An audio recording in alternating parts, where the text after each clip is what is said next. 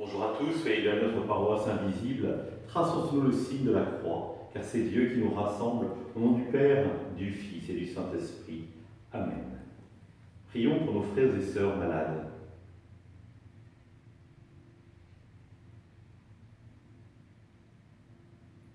Prions pour les soignants et tous ceux qui œuvrent pour le bien commun.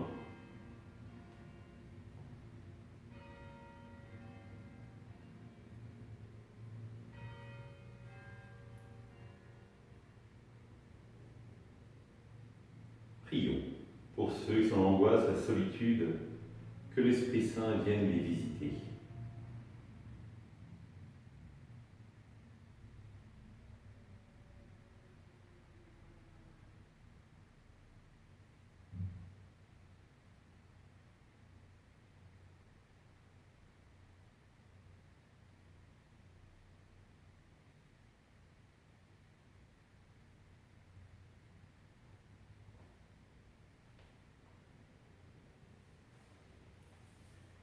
Pour manifester notre communion, j'ai maintenant allumé cette bougie au cierge pascal.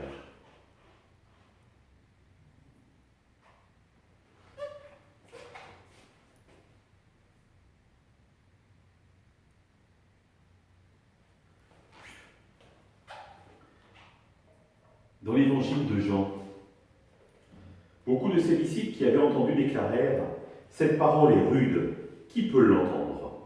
Jésus savait en lui-même que ses disciples récriminaient à son sujet.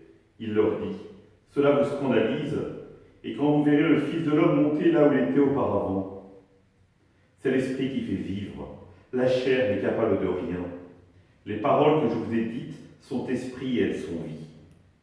Mais il y en a parmi vous qui ne croient pas. » Jésus, en effet, savait depuis le commencement quels étaient ceux qui ne croyaient pas, et qui était celui qui le livrerait.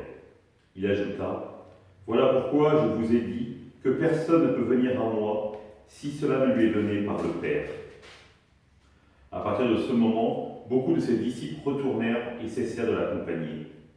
Alors Jésus dit aux 12, « Voulez-vous partir, vous aussi ?»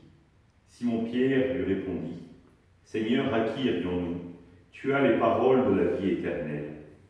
Quant à nous, nous croyons et nous savons que tu es le Saint de Dieu. » Jésus leur dit, « N'est-ce pas moi qui vous ai choisi pour les 12 ? Et l'un de vous est un diable. » Il parlait de Judas, fils de Simon Iscariote. Celui-ci, en effet, l'un des 12, allait le livrer. Acclamons la parole de Dieu. Louange à toi, Seigneur Jésus. Impossible, trop compliqué, irréaliste. Il est dans les nuages.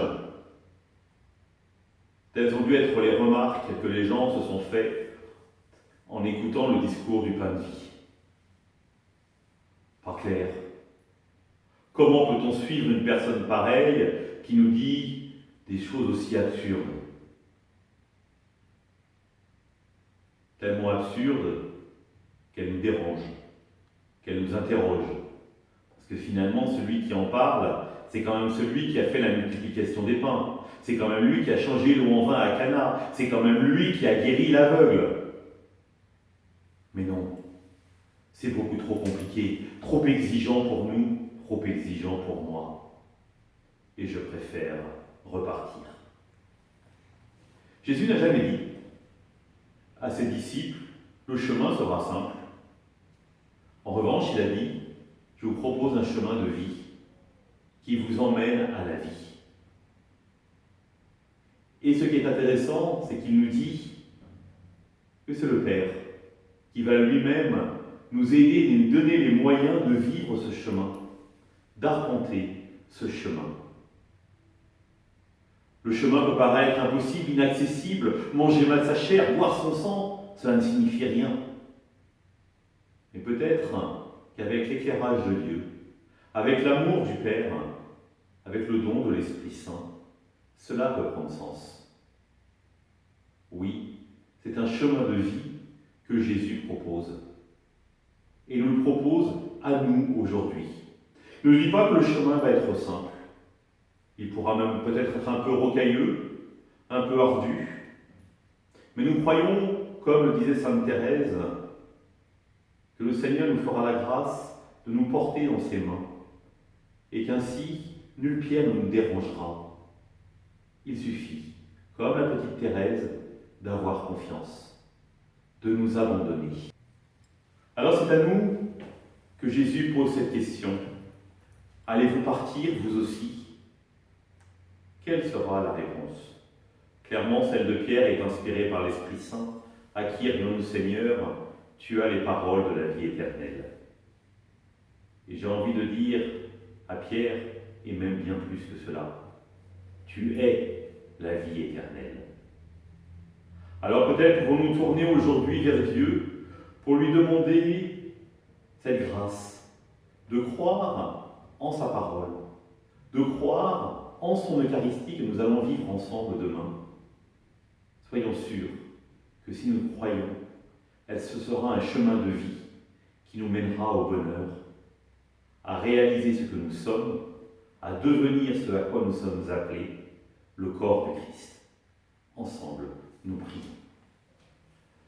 Notre Père, qui es aux cieux, que ton nom soit sanctifié, que ton règne vienne, que ta volonté soit faite sur la terre comme au ciel.